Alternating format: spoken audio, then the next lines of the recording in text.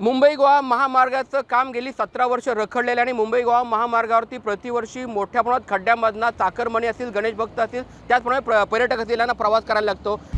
आता isakal.com आहे देशातील नंबर 1 ची मराठी न्यूज वेबसाईट। प्रत्येक अपडेटसाठी isakal.com ला नक्की भेट द्या।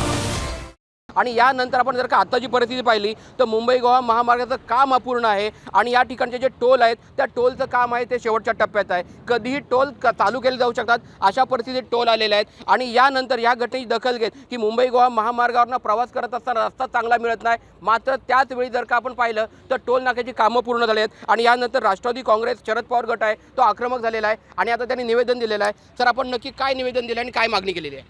आम्ही या ठिकाणी निवेदनात अशी मागणी केली आहे की हा रस्ता जो आहे मुंबई गोवा हा राष्ट्रीय महामार्ग गेली 17 वर्षे रखडलेला असताना या ठिकाणी टोलची उभारणी केलेली आहे। तर सदर रस्ता हा अपूर्ण आहे, निकृष्ट दर्जाचा आहे, असा असताना ही घाई कशासाठी आहे? जोपर्यंत हा रस्ता चांगल्या दर्जाचा तयार होत नाही तोपर्यंत इथं तुम्हाला टोल उभा करता येणार नाही। जर तुम्ही तो टोल सुरू केला तर आमची राष्ट्रवादीची भूमिका आहे, आम्ही तो टोल तोडणार आहोत। सन्माननीय उपमुख्यमंत्री अजितदादा पवारसाहेब हे नुकतेच रस्त्याची पाहणी करायला आले होते, पण माझा त्यांना प्रश्न आहे की तुम्ही नक्की रस्त्याची पाहणी करायला आले होते का टोल उभे करायला आले होते? अजितदादा पवारांनी उत्तर द्यावं रायगडच्या जनतेला की तुम्ही रस्त्याचीच पाहणी करायला आले होते का टोल उभे करायला आले होते? आणि आज हे निवेदन दिलं, या निवेदनावर काय मागणी आपण करतो? आंदोलनाची काय भूमिका असणार आहे?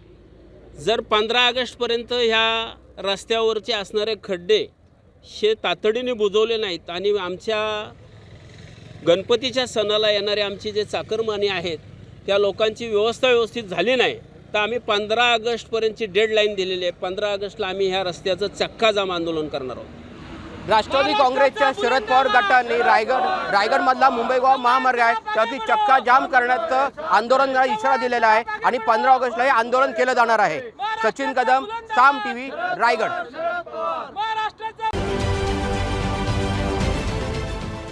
देश विदेशातील प्रत्येक घडामोडींचे लाईव्ह अपडेट मिळवण्यासाठी आता साम टीव्हीच्या सर्व सोशल मीडिया प्लॅटफॉर्मला लाईक, फॉलो आणि सबस्क्राईब करा। तसंच सर्व नोटिफिकेशनसाठी बेल आयकॉन प्रेस करायला विसरू नका।